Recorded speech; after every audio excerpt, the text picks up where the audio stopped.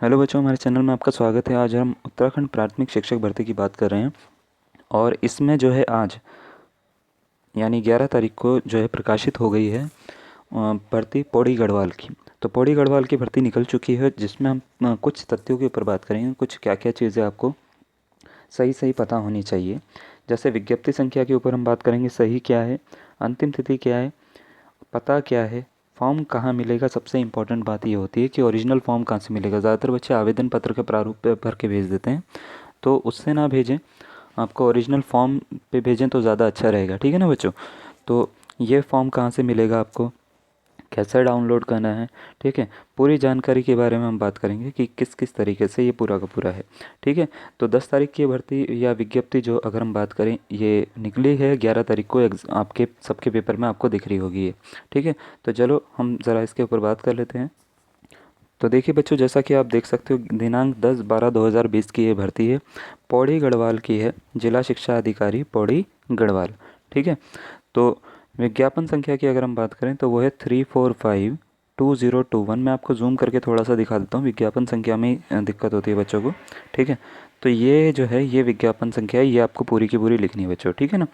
वेतनमान की बात करेंगे अगर हम इसकी, तो वेतनमान वही है जो सारी भर्तियों का था, ग्रेड थर्ड की है ये। वेतनमान है 35,400 से 1,12,400 तक। लेवल 6 की पोस्ट है। टोटल रिक्तियों की संख्या बात करें तो 162 कुल रिक्तियाँ हैं। ठीक है। इसमें नियुक्ति हेतु अभ्यर्थियों के आवेदन पत्र आमंत्रित किए जाते हैं, ये तो चलो लिखा हुआ है। रिक्तियों की संख्या घट या बढ़ सकती है। अगर आयु सीमा की बात करें हम, इसमें आयु सीमा कितनी है, आयु सीमा की बात करें तो वही है 21 से 42 वर्ष तक। ठीक है। फिर बात कर लेते हैं कि आपको लास्ट डेट क्या है इसकी, यानी अंतिम तिथि क्या है। अंतिम तिथि है इसकी 31 दिसंबर 2020, यानी दिसंबर 31 2020 शाम को 5 बजे तक जो है आपको भेजना है। ठीक है। एड्रेस उसी तरीके से आपको करना है, लेकिन आप जब आप लिखोगे आपका वर्ग और ये सब कुछ लिखकर आपको जनपद पौड़ी लिखना है। ठीक है। एड्रेस के बारे में मैंने पहले भी बताया है, वही लिखना है आपको। ठीक है। पुराना वाला मतलब वो एड्रेस उठा के नहीं लिख देना, उसी तरह से लिखना है जैसे आप पुराने वाले फॉर्म भरते आए हो ना। तो ये पूरा का पूरा जितना भी आपको ब्लैक में दिख रहा है आप देख सकते हो। ठीक है। ये तो ये तो हो गया ये सब बातें। आवेदन पत्र का मैं प्रारूप दिखा देता हूँ आपको। आवेदन पत्र का जो प्रारूप है वो इस तरीके का है, और ये गुणांक वाला है।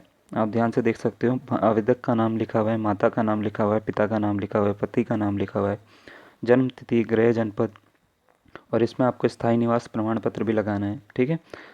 जन्म तिथि के लिए हाई स्कूल के प्रमाण पत्र के अनुसार लगाना है। स्थायी पता है, उसके बाद पत्र व्यवहार का पता, दिनांक, मोबाइल नंबर, और शैक्षिक अर्हता जितनी शैक्षिक योग्यता जितनी भी है आपकी। ये शायद मिसप्रिंट हो रखा है यहाँ पे, 1 2 3 से लेके 11 तक जो इन्होंने कर रखा है। आई डोंट थिंक इसकी ज़रूरत होनी चाहिए। ठीक है। तो अगर है भी कोई बात नहीं, तो ये इन्होंने इस तरीके से दे रखा है, कोई दिक्कत नहीं है। ठीक है। तो ये देख लीजिए, आपको ये पूरा का पूरा गुणांक वाला ही है, पूरा का पूरा जो है आवेदन पत्र है, यानी पुराने वालों की तरह से ही है। लेकिन आपको एक चीज़ यहाँ पे ध्यान देनी चाहिए, आवेदन पत्र में नोट करके कुछ दे रखा है।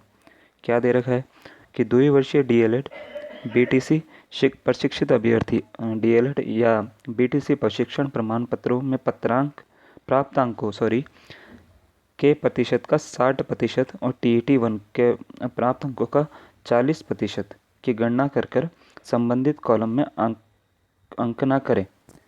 यानी आपको क्या करना है, 60% तो इसका निकालना है, और टीईटी फर्स्ट का निकालना है 40%, और यानी जितने भी मार्क्स आए हैं उसका 40% निकालना है टीईटी फर्स्ट में, और फिर जितने भी मार्क्स आ रहे हैं उसको आपको लिखने हैं। ठीक है।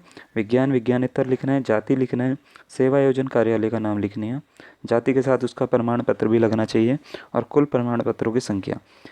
अब जाति के ऊपर बात कर लेते हैं, ये पद किस बेसिस पे हैं तो मैं आपको दिखा रहा हूँ ज़रा। ये जो पद हैं ये अनुसूचित जाति के बैकलॉग के पद हैं। ठीक है। 132 जो रिक्तियाँ हैं ये जनरल के लिए नहीं है, अनुसूचित जाति के लिए हैं। तो ये लोग ही बढ़ सकते हैं, तो इसके लिए इनका प्रमाण पत्र लगेगा।